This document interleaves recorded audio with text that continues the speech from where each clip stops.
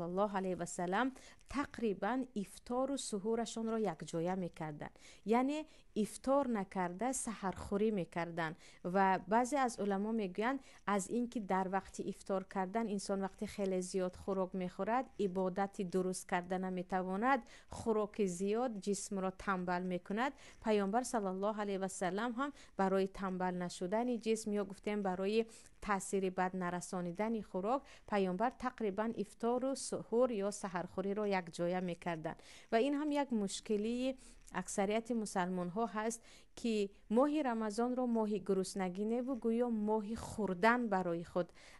انتخاب میکنند و اینقدر در افطار خوراک میخورند که دیگر نه میتوانند